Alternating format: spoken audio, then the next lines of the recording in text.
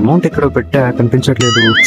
Hi friends, 2026 union budget లో మన ఆర్థిక మంత్రి నిర్మలా సీతారామన్ గారు తీసుకున్న డెసిజన్స్ వల్ల మన పర్స్ మీద ఎంత ప్రభావం చూపుతుందో తెలుసుకోవాలనుకుంటున్నారా? అయితే ఇంకెందుకు ఆలస్యం, లెట్స్ బిగిన్ ది షో. ముందుగా హెల్త్ సెక్టర్ లో క్యాన్సర్ ట్రీట్మెంట్ కి అవసరమయ్యే 17 డిఫరెంట్ మెడిసిన్స్ అండ్ అదే విధంగా 7 అరుదైన వ్యాధులకు కావాల్సిన మెడిసిన్స్ మీద కస్టమ్ డ్యూటీస్ తగ్గించడం వల్ల ప్రైజెస్ అయితే కొంతవరకు తగ్గే ఛాన్సెస్ ఉన్నాయి. టచ్ చేసావు, నా గుండెల్ని టచ్ చేసావు.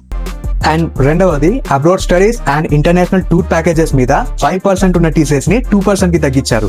దీని వల్ల ఎవరైతే ఇంటర్నేషనల్ ట్రావెల్ చేయాలనుకుంటున్నారో వాళ్ళకైతే good news.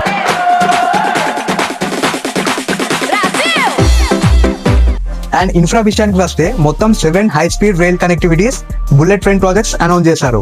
3 out of 7 projects మన హైదరాబాద్ నుంచే ఉన్నాయి. ఇందులో first the Hyderabad to Bengaluru, second the Hyderabad to Pune and third the Hyderabad to Chennai.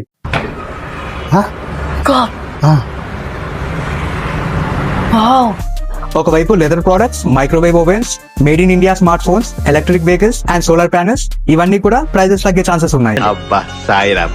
And మరొక వైపు లగ్జరీ వాచెస్ ప్రైజెస్ అయితే పెరగనున్నాయి. దీంతో పాటు tobacco products especially pan masala, cigarettes and alcohol వీటి ప్రైజెస్ అయితే భారీగా పెరగనున్నాయి. అండ్ నెక్స్ట్ వన్, ఇక మీద కంటెంట్ క్రియేషన్ ఏదైతే ఉందో అది జస్ట్ టైం పాస్ మాత్రమే కాదు, it's a legal way to earn money. గవర్నమెంటే ఏకంగా 1500 స్కూల్స్ అండ్ 500 కాలేజెస్ లో కంటెంట్ క్రియేషన్ క్లాసెస్ ని నేర్పించబోతుంది. ఒకప్పుడు మనం ఏంటి అని తెలియదు, రేంజ్ మారిపోయింది. ఇప్పుడు మామూలు వ్యక్తి కాదు, కింద మీద ఉప్పు శేఖరణతో.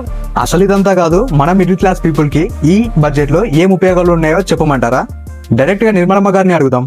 और दूसरा अभी मैं एक शो करके आया हूँ, उसमें लोग पूछ रहे थे कि मिडिल क्लास के लिए बजट में क्या है. చెప్పు, ఏదో ఏదో ఒక్కటి చెప్పు, ఒక్కటైనా.